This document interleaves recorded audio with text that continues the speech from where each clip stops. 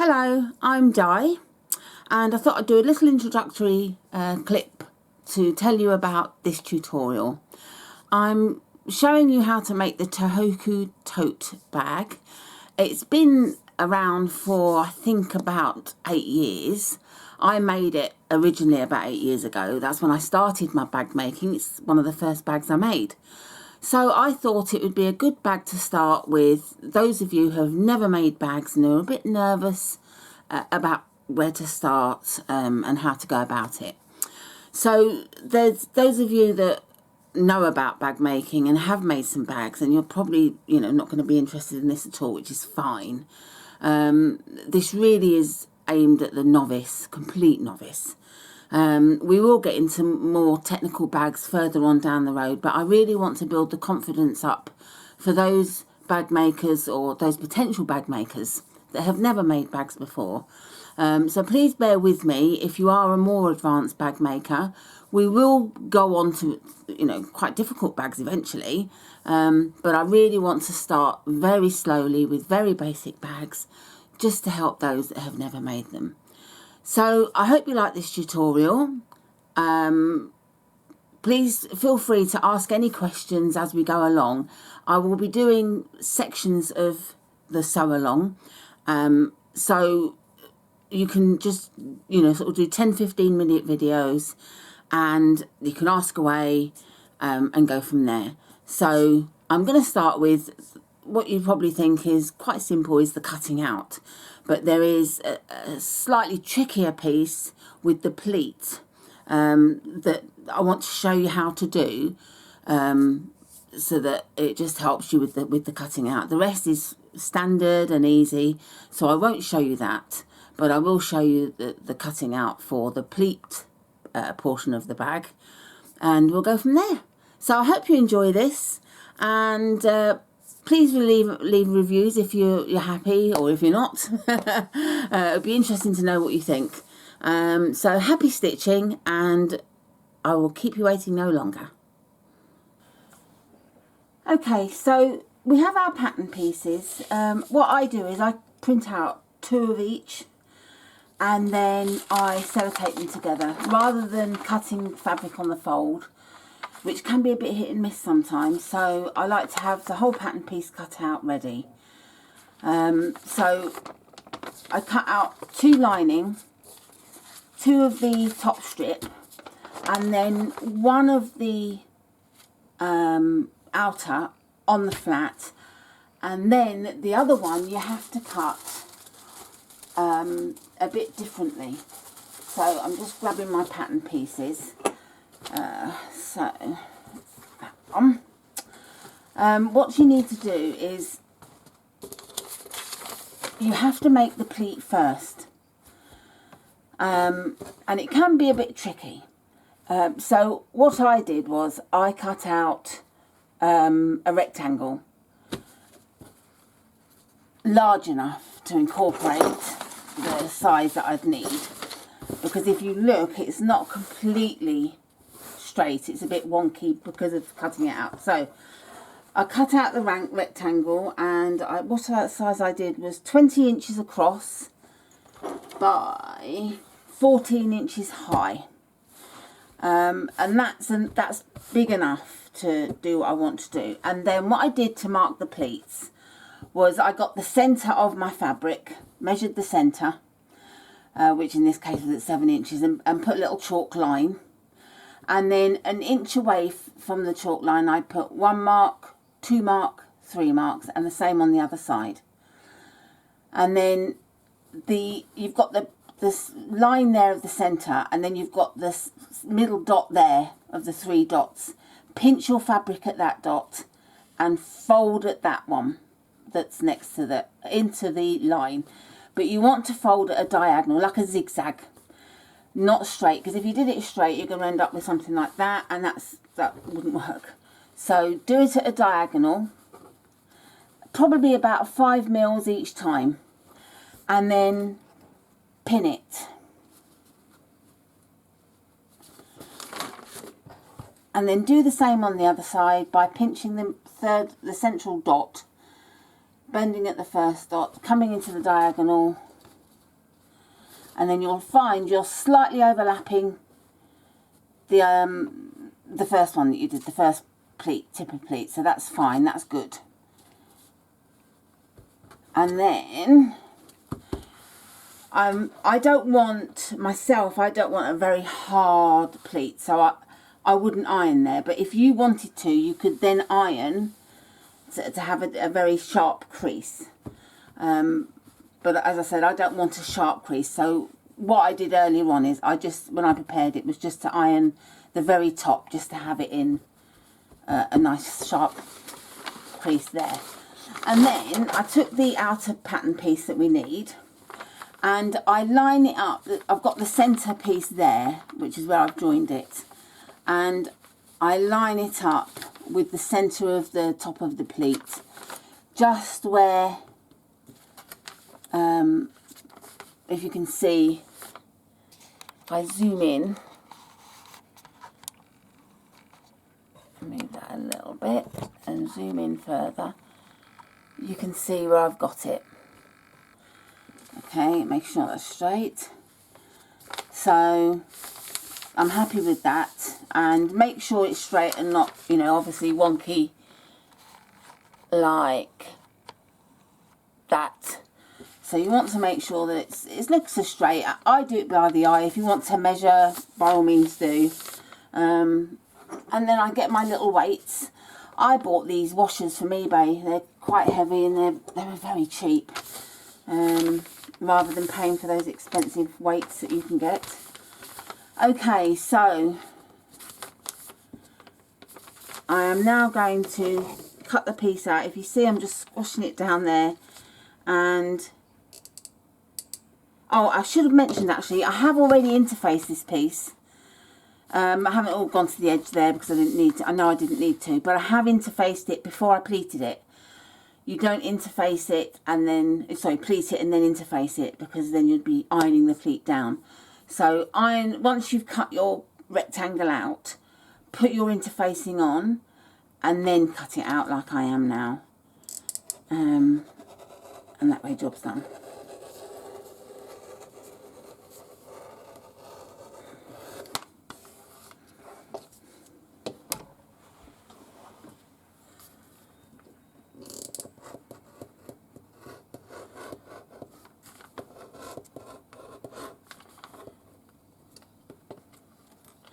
I remove the pin so I can cut, and again that pin, that's a bit going through. I'm happy once I've taken the pins out, I'm happy that I've got the pleat where I want it, so I wasn't worried about having the pins in. You can at this point put them back in if you want to, but I'll put them back in after I've cut.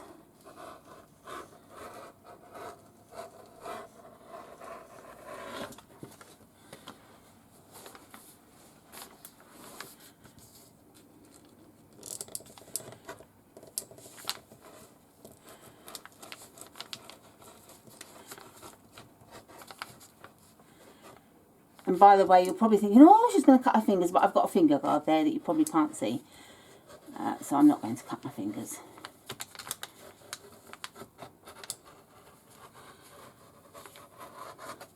There, so that's the pieces cut out. And the pattern, the pleat's still there, so I'm just going to pin it back again now.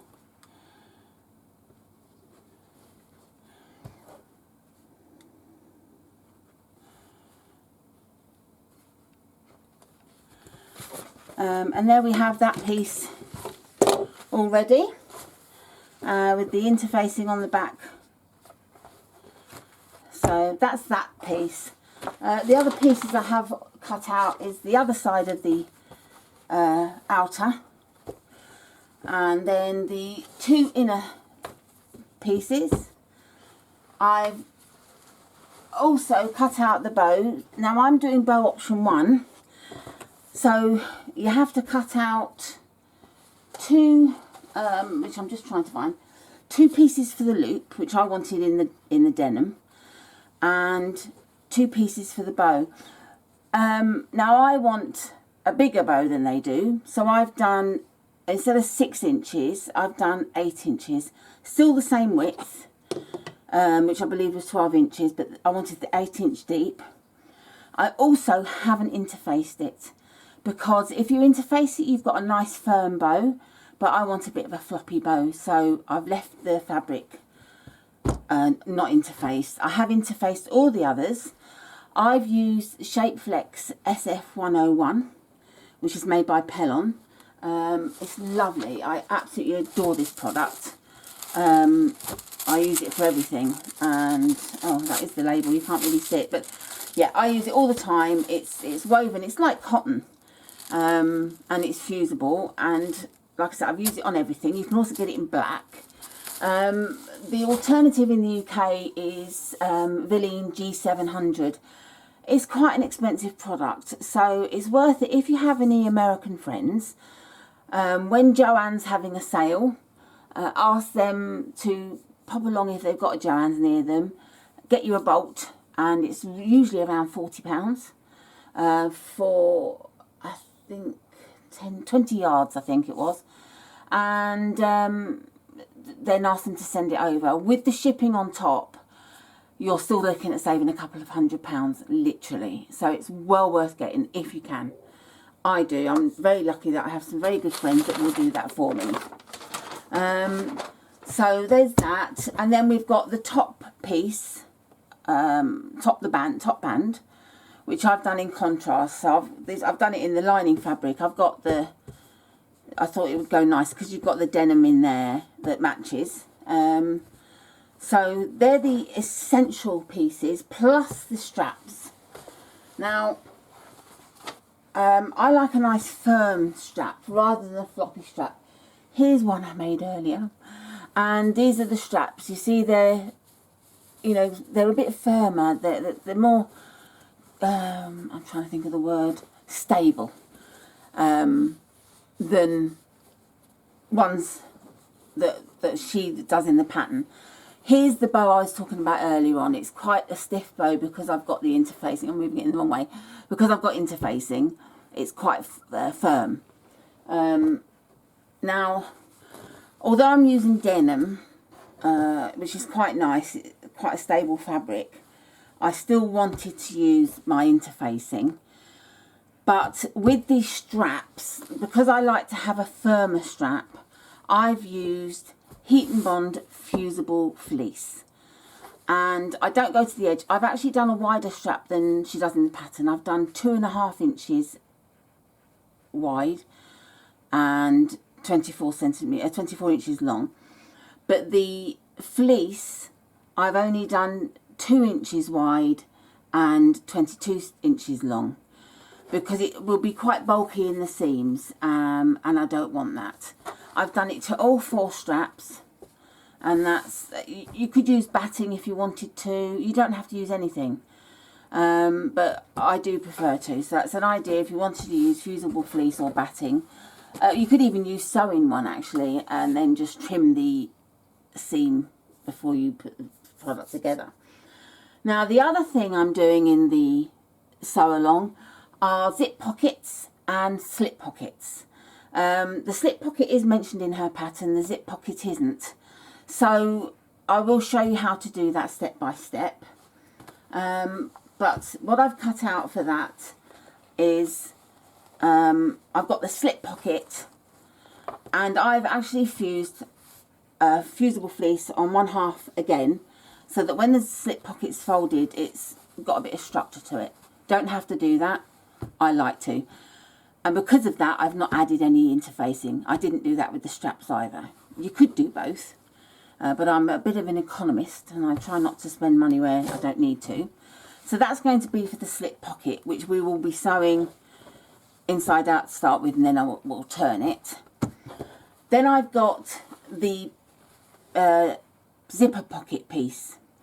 This will be the inside of your pocket, and it measures 10 inches across and 14 inches down, because then it's going to be folded up inside, so it will only be about 6.5 to 7 inches deep. So if you want to do a zipper pocket, that's what you need to do.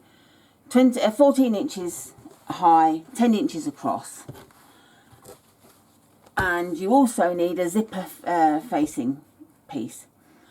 This will be attached to the lining piece and then sort of turned. You'll see what I mean. I'm not very good at explaining that piece, but what I did was 1.5 inches deep and 9 inches long. And then what I did was I did put some interfacing on. I wasn't worried about going to the edges. I used a scrap piece. I always use scrap pieces. I wanted to talk to you about it. It's really good product. It fuses really well. I do not like that cheap interfacing you get from eBay. Oh my goodness. And other places. It's like wispy, like cotton wool almost. It tears very easily. You fuse it to your fabric and then it comes off. It's really a dreadful product, and I beg you not to use it in your bags. I mean, it might be good for other things. I don't use it at all. Please don't use it in your bags, because if you use an inferior product, you'll get an inferior result. So it's worth investing in good stabilizer or interfacing. I can't impress upon that enough. Now, what I do, because of the price of it and getting hold of it, I save every scrap piece going. No matter how thin, I save it. Lots of all these thin pieces, because you can make a jigsaw puzzle with it. I also do the same with the fleece. Save all the offcuts. Especially things like this can be good. You'll see later on, cutting a piece off to cover a magnetic closure. Save all these little pieces. I'll show you here on the top strip. I did a jigsaw puzzle with the stabilizer. Did it there as well with one of those thin strips that I can show you. So it's really worth saving every last piece. Unless you've got lots of money, you don't need to worry, of course. So I didn't use edge to edge because you don't need to. This is going to be on the reverse of the lining, on the back of the lining piece ultimately, so you don't need to worry about going edge to edge. And then of course zips. I've used I buy a zip-on roll and cut off the amount I need, and I cut off 10 inches for this length. You probably only need an 8-inch zip, but it's best to go a little bit more. I like to go a few inches up so that I know I'll definitely have enough. What I do with my zip is I do stitches across. I just put the machine on a zigzag stitch with, mine's computerized, so I do a 0 length in the stitch, so it's not going to move, it's just going to sit. If you've got an uncomputerized machine that can't do that with, you can just lower your feed dogs and do a zigzag, and your machine won't go anywhere. And just go over lots of times, and that way your zip's not going to splay open when you're trying to add it to your pocket. Keeps it nice and neat. So that's how we have it. So I think that's all the pieces I've covered. I don't think I've left anything out. If I have, please ask away on the page. I will have a sew along post for you to ask questions, and if ever there's anything you want to know, just ask on there and I will answer you. If you want to ask something that you feel is a bit of a silly question and you're a bit embarrassed, by all means send me a personal message, private message.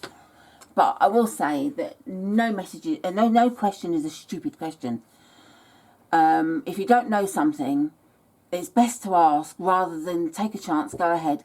That's the stupid thing to do. Is if you're not sure of what you're doing, go ahead, make a mess. It's much better to ask a question.